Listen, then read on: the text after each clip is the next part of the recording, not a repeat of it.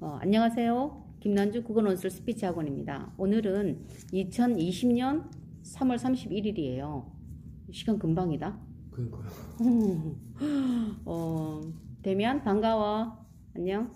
안녕하세요. 잘 잤어? 네. 요새 컨디션 어때? 좋아요. 좋아? 학교 안 가니까 진짜 처음엔 좋았지? 네. 지금은 약간 불안하지 않니? 네, 불안해요. 또 넌 고3이잖아. 앞으로 학교를 정말 갈 수는 있을라나? 또 한 학기를 더 공부하는 건 아닌가? 뭐 이런 생각도 들 정도로 지금 계속 연기가 되어지니까 살짝 좀 긴장도 되고 불안하기도 하고 그래요. 그리고 오늘 중으로 이제 4월 6일 개학건에 대해서 발표를 한다고 했거든? 네. 너는 어떻게 될 것 같으니? 일단 뭐 발표를 한다는 게 일단 살짝 미뤄질 거라고 좀 얘기를 할 것 같은데. 미뤄진다고 할 것 같지? 네. 지금 거의 뭐 70% 이상이 미뤄야 된다. 그리고 학교에서도 선생님들이 되게 지금 좀 위험한 상태다. 그리고 부모님들도 안심할 수 없다. 이렇게 나오고 있잖아. 네. 학생인 너의 입장에서는 어때? 난 괜찮아요. 뭐 개학하면 어때요? 뭐 이런 마음이니 아니면 살짝 너도 불안하고 안심이 안 되니? 좀 불안하죠. 그래? 네. 그러게 말이다. 방역을 잘하고 개인 위생을 잘하면 괜찮지 않을까?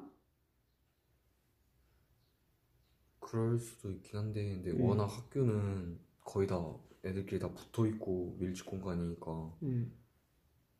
급식도 뭐 같이 네. 먹어야 되니까 그게 문제다. 그러게 학교가 지금 가장 좀 어찌 보면은 가장 큰 어떤 문제에 봉착돼 있는 것 같아요. 그치? 일상생활이라는 게 그냥 일반 가정이나 소규모의 그냥 뭐 그런 집단에서는 가능한데 일단 학교나 또는 그 외에 많은 사람들이 수용돼 있는 그런 장소도 사실은 위험하다고 그러잖아. 네. 지난번 신문에도 보니까 일찌감치 그지? 가석방을 시켜준다든지 뭐 이런 것도 있었잖아요. 그러니까 많은 사람들이 모인 곳에서는 어쨌든 여러 가지로 불리한 부분이 많다라는 것. 자, 오늘 사설에서는 주요 내용이 뭐가 있었지? 3가지 정도 큰 제목 한번 읽어줄래요? 비례 위성정당으로 국고보호조까지 탄핵 뻔뻔함. 악랄한 스토킹 언제까지 경범죄로 다스릴 건가. 사상 초유 재난지원금 위기 극복의 마중물 대결. 3개 중에서 하나를 골라볼래? 어떤 걸 해볼래? 재난지원금이요. 재난지원금. 오늘 한겨레 신문 3월 31일자 한겨레 신문 제일 큰 대문에서도 그게 나와 있거든.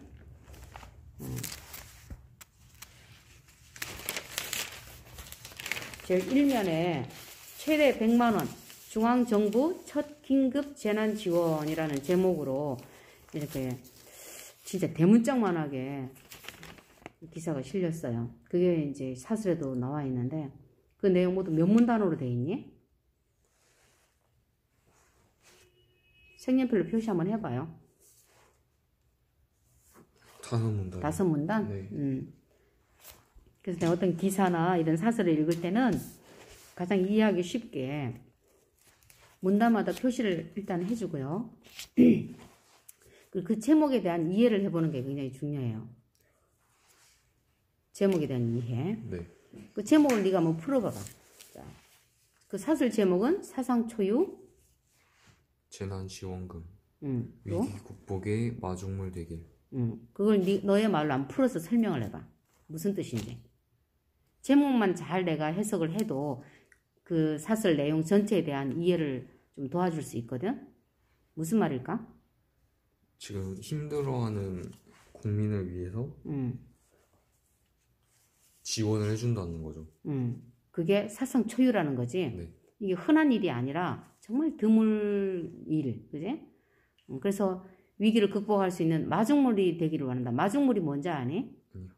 마중물은 어떤 뭔가를 생성시키기 위한 원동력이 된다는 거야. 쉽게 말해서 그 왜 펌프질해서 수돗물 옛날에 공급했던 그거 생각나? 네. 지금 꼭지만 딱 틀면은 수도가 나오고 지금은 이렇게 살짝만 제끼면 이렇게 물이 다 나오잖아. 그런 시스템인데 옛날에는 막 이렇게 펌프질을 해야만 물이 콸콸콸콸 나왔단 말이야.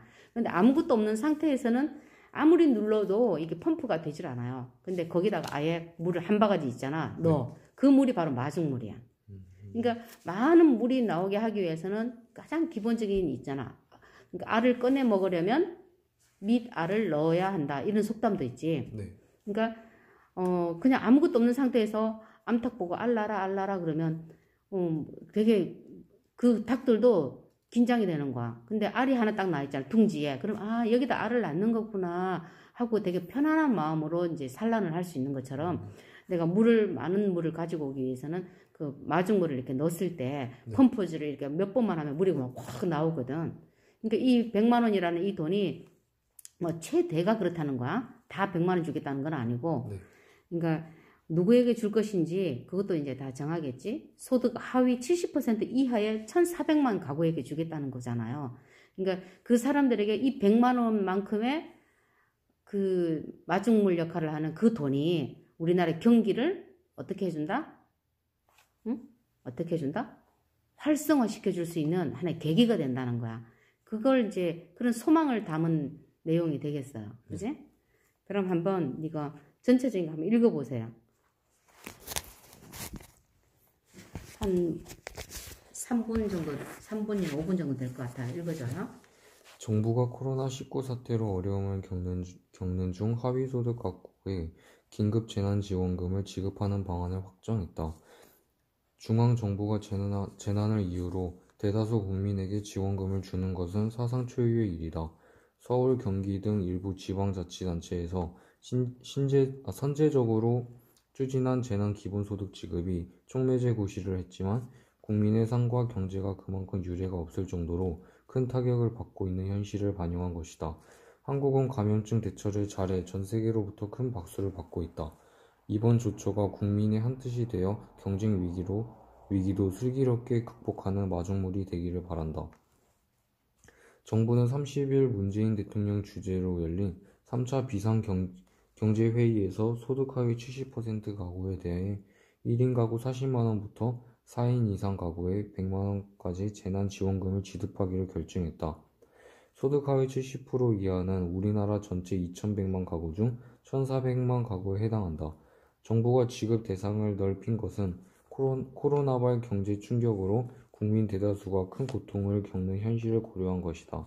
생계마저 어려운 취약계층의 삶의 구명조끼와 같은 역할을 하고 위기를 극복할 수 있는 용기를 북돋워주기를 바란다. 또 얼어붙은 소비를 진작시켜 경제를 되살리는 데 큰 도움이 되기를 기대한다. 정부가 수혜층을 늘리기 위해 애를 썼다고 하지만 결과적으로 지급 대상에서 제외된 소득 상위 30% 가구는 아쉬움이 남을 수 있다. 문재인 대통령도 쉽지 않은 결정이었고 많은 회의와 토론을 거쳤다고 밝혔다. 정부로서는 앞으로 고용 불안과 기업 유동성 위기 같은 경제 충격에 대처하면서 재정 여력을 최대한 비축해야 하는 현실을 고려할 수밖에 없었을 것이다. 그동안 큰 위기가 닥쳤을 때마다 자신보다 더 어려운 사람에게 양보하는 미덕을 보여준 성숙한 시민의식이 다시 한번 발휘될 것으로 믿는다. 정부는 위기 극복을 위해 엄청난 재정을 쏟아붓고 있다. 재난지원금 예산도 9조 1천억 원에 이른다. 이날 함께 발표된 저소득 계층과 소상공인을 위한 사회보험료 감면액도 9천억 원이다. 지금은 사정이 급박하다 보니 재정 건전성을 따질 겨를이 없다고 입을 모은다. 하지만 위기의 물길이 어느 정도 잡히면 결국 정부와 국민이 뒷감당을 할 수밖에 없다. 이런 점에서 정부가 전체 재원 가운데 지자체 부담을 제외한 대부분은 뼈를 깎는 예산 구조 조정으로 마련하겠다고 밝힌 것은 옳은 방향이다. 반드시 약속을 지켜야 할 것이다. 정부는 신속한 집행을 위해 7조 1천억 원 규모의 2차 추경안을 조속히 제출해 총선 이후 4월 중에 국회에서 처리될 수 있도록 할 계획이다. 이에 대해 미래통합당은 일회성 대책, 총선용 포퓰리즘이라는 비난을 되풀이했다. 이미 국민들로부터 지지를 받지 못하는 주장이다. 미래통합당이 타당한 이유도 없이 2차 추경 처리에 협조하지 않는다면 무책임하다는 비판을 피하기 어려울 것이다. 그렇지. 잘 읽었어요. 자, 지금 이렇게 모든 전 국민에게 이런 재난지원금을 주면 좋겠지만, 그럴 수가 없는 정부의 어떤 입장도 있겠죠. 네. 그렇다고 70% 이하라고 한다면 어마어마한 인구야, 그치? 네. 뭐 거의 대부분. 지금 뭐 전시 상황이나 맞먹는 그런 국난을 맞이하고 있어요. 그래서 이런 상황에서 정말 이런 방법으로라도 국민들의 생활하는 데 있어서 어려움을 겪지 않고 또 새로 힘을 내서 뭔가 개척해 나갈 수 있는 그런 원동력이 됐으면 정말 좋겠어. 그치? 또 이 내용을 읽고 보니까 지금 이 정부의 시책이 어떻게 잘 되어지고 있는 것 같니? 네, 그래도. 그래, 그지? 그렇게 해서 일단 사회가 동요하지 않고 불안해하지 않는 거, 그게 굉장히 중요한 일이다라는 생각이 들고요. 그리고 앞으로 점점 나아질 거다, 좋아지고 있다, 이런 믿음 있잖아. 그게 어찌 보면은 되게 좀 허무맹랑한 것 같이 보일 수도 있지만 그게 굉장히 중요해요. 그러니까 전에 내가 그 냉동실에 갇힌 한 남자 이야기를 해줬었잖아.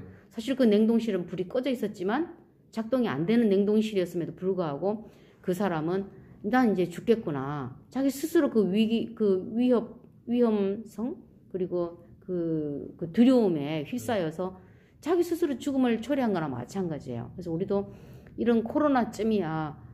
또 앞으로 진짜 이거보다 더한 게 있으면 어떡할 거야, 그지? 그래서 우리가 이런 위기를 잘 극복해 나갈 수 있는 그런 좀 면역력을 강화시킨다 생각하고 좀 담대하게 해결 방안을 모색하면서 좀 마음을 좀 강하게 먹는 게 참 중요한 것 같아요.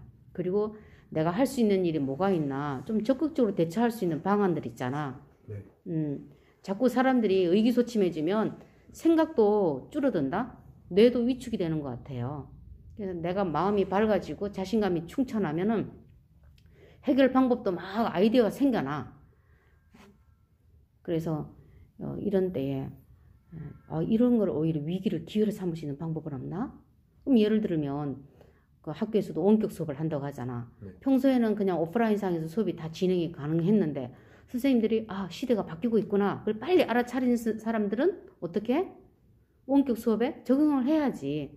그리고 카메라든지 뭐 이런데 서는 것도 아무도 없는 자리에서 내가 강의한다는 게 사실 뻘쭘하거든.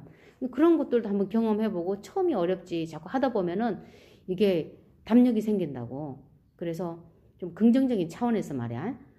그러면 좀 하다가 실패할 수도 있고 좀 못하는 대로 또 그것도 인간미가 있다니까.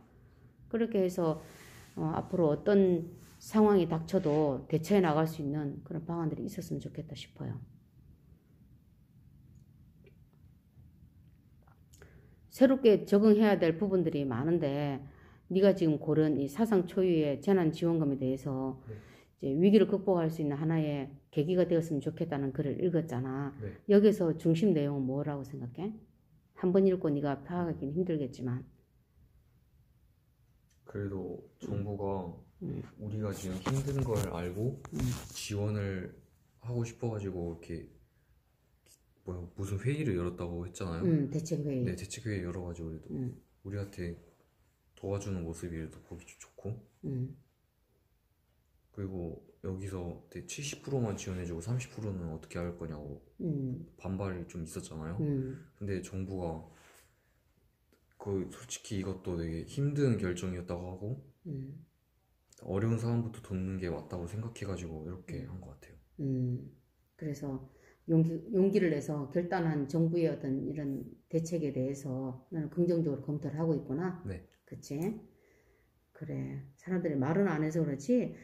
어제 내가 구글에서 기사를 하나 봤는데 소상공인 대출이 지금 많이 완화가 되어져서 저리로 돈을 빌려서 우선에 막 쓸 수 있잖아. 임대료도 못 내고 공장도 가동 안 되고 직원들 월급을 못 주는 사람들이 많거든. 근데 1000명이 줄을 선 거야. 그 대출을 받으려고. 1000명이. 상상을 해봐. 100명도 아니고 200명도 아니고 500명도 아니고 1000명 정도가 한 학교의 학생들 줄을 쫙 다 섰다고 봐봐. 어마어마한 모습 아니겠어? 거의 영화 속에서나 볼 수 있는 그런 풍경? 앞으로 아마 코로나19라는 제목의 영화가 등장하지 않을까 그런 생각이 들 정도예요. 그래서 우리가 이런 긴급하게 뭔가 대처해 나갈 수 있는 그런 능력? 그래서 전 세계적으로 대한민국이 어찌 보면 이제 모델이 되고 있는 거예요. 네. 우리가 되게 중국 다음으로 직격탄을 맞았었잖아. 네. 중국은 뭐 우한을 봉쇄한다 어쩐다 뭐 그렇게 해서 차단을 해보려고 했지만 결국은 우한을 통해서 전 세계로 퍼져나간 거나 마찬가지거든. 네. 근데 우리나라가 가장 중국을 많이 드나들었고 거기 이제 공장도 있고 그런 사람들은 그게 이제 아무래도 노출이 더 심했던 거야. 그러다가 이제 신천지가 또 발각이 되어지면서 신천지로 인해서 전파 속도가 우리 대한민국에 쫙 퍼져버렸잖아. 그랬는데 웬걸? 유럽 쪽에 그냥 건너가가지고 이게 아시아권에서 시작은 했지만 유럽이 그냥 더 지금은 앞지르고 있는 거야. 우리나라가 2위였거든? 네. 중국 다음으로. 근데 지금 뭐 8위 이렇게 밀려나 있어요. 그래서 우리나라가 이런 확진자를 진단하는 그 키트라든지 또 사람들이 힘을 합쳐서 마스크를 만들어주고 또 의사나 간호사들이 가서 그냥 고군분투하면서 자기 몸을 사리지 않고 그렇게 환자들을 돌보는 모습 또는 막 사재기 하지 않고 침착하게 대응해 나가는 그런 모습을 보면서 많은 외국인들이 대한민국을 모델로 삼고 있다. 그리고 그 진단 키트에 대한 그 수입을 요청하는 데가 많아가지고 그 공장이 지금 엄청나게 바쁘대요.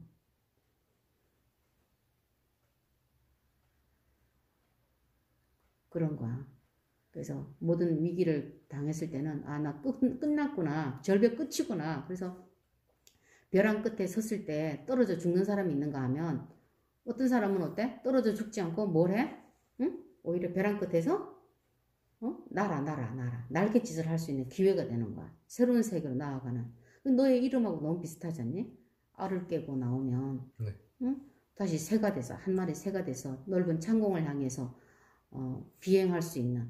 야, 너의 이름 괜찮다. 그치? 네가 이제 성이 조씨니까 네. 조데미안. 그지? 선생님이 지어준 이름이다. 조데미안.